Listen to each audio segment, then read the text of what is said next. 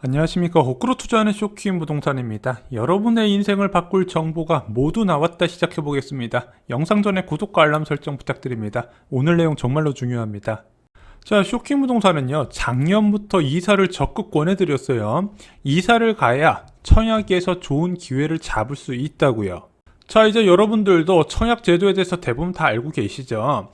경기도 지역에서 공급되는 대규모 택지개발지구 같은 경우는요, 30%가 해당 지역 거주자한테 우선 배정이 됩니다. 이 제도를 활용하시면요, 청약에서 굉장히 유리한 고지를 밟을 수가 있다는 거죠.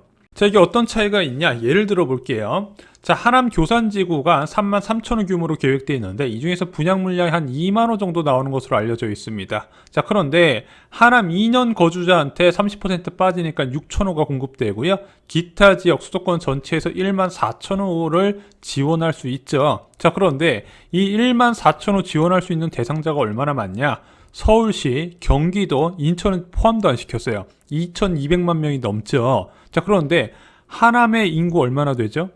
31만 명이죠. 31만 명이 6천 명 노리는 거 하고 2천만 명 넘는 사람이 1만 4천을 넘는 거 하고 굉장히 차이점이 날 수밖에 없다는 겁니다. 이것이 당해에 유리한 점이에요. 그런데 이런 영상 올릴 때마다 블로그에 질문이 쏟아집니다. 야, 만약 2년 거주 요건 채우기 전에 분양 물량이 다 나오면 어쩌지? 투기과열지구 같은 경우는 해당 지역에 2년을 거주해야 우선 공급 자격을 주거든요. 그런데 그 요건 채우기 전에 본청에 다 해버리면 나 완전 난폐 아니냐? 이런 질문이 꽤 많이 있었습니다. 자, 1차, 3차까지 사전 청약이 진행되면서 같이 공개된 것이 있습니다. 바로 3기 신도시의 본청약과 입주 시기라는 거죠. 자, 문재인 정부에서는요, 8개 신도시가 지정됐습니다. 2018년에 남양주 왕숙지구, 하남시 교산지구, 인천 계양지구가 지정이 됐고요. 2019년 5월에 고양시 창릉지구와 부천시 대장지구가 지정이 됐습니다. 그리고 올해 광명시흥지구 7만호, 의왕 군포 안산지구, 그리고 화성 진안지구 총 31만호의 신도시가 지정됐거든요. 자, 그러면은 2021년에 지정된 건 아직 먼 미래 이야기고 2018년과 2019년에 지정된 이 5개의 신도시 언제 본청약이 시작될까 이게 굉장히 궁금했었잖아요. 자, 그런데 사전 청약 입주자 모집 공고문에 발표된 본청약 시기는요, 인천 계양지구는 2023년 10월이었습니다. 입주 예정일은 2026년 2월이에요. 이게 가장 빠른 편입니다. 남양주 왕숙 2지구는요, 2024년 9월에 본청약이 진행돼요. 입주 예정은 2026년 12월입니다. 교산지구는요, 2024년 9월 15일이고요. 입주 예정은 2027년 3월입니다. 2027년까지 넘어가요. 자, 그리고 2019년에 발표된 2개 신도시 본청약은 언제일까요?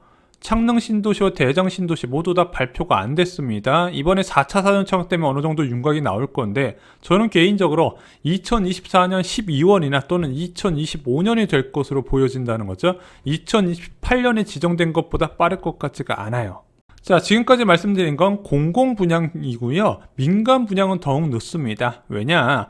확보한 택지를 민간에 매각하고 민간에 다시 지자체의 분양가 승인 등을 받는 절차가 필요하거든요. 당연히 공공보다 빨리 할 수 없는 부분이에요. 그러면은 아까 2024년에 대거 공공 분양이 본청약을 시작한다 말씀드렸는데 민간 분양은 빨라야 2024년 말 또는 2025년으로 넘어간다는 이야기죠.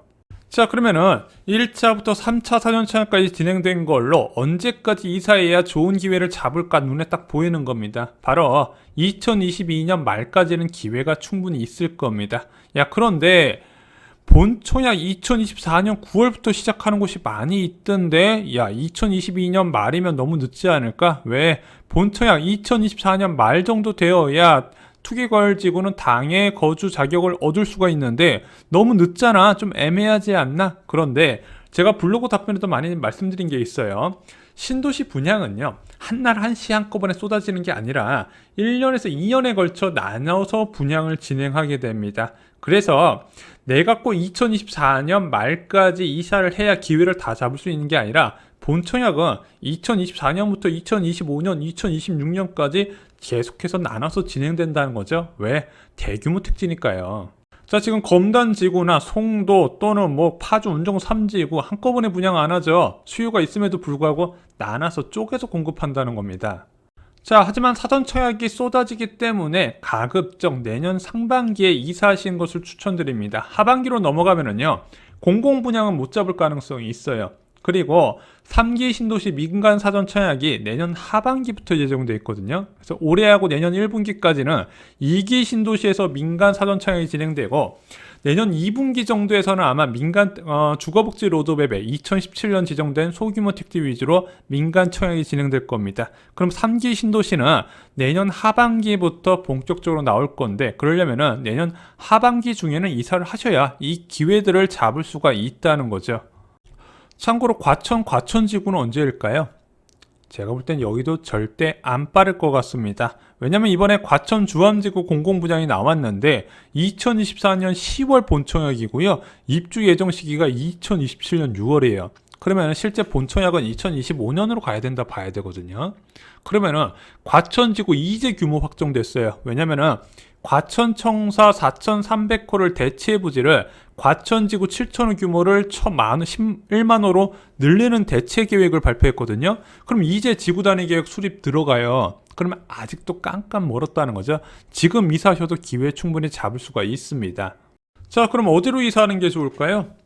저희 쇼킹부동산은 아파트 교과서 서적에 보시면은요, 지자체별로 공급 계획이 자세하게 나와 있습니다. 이 서적을 보시고요, 공급 물량 체크하신 다음에 직장 거리 감안해서 결정하세요. 인천에서 직장 다니시는 분이 하남 좋다고 하남으로 이사 오시면 안 되잖아요. 그런 거 감안하셔서 이사 전략을 세우시면 됩니다.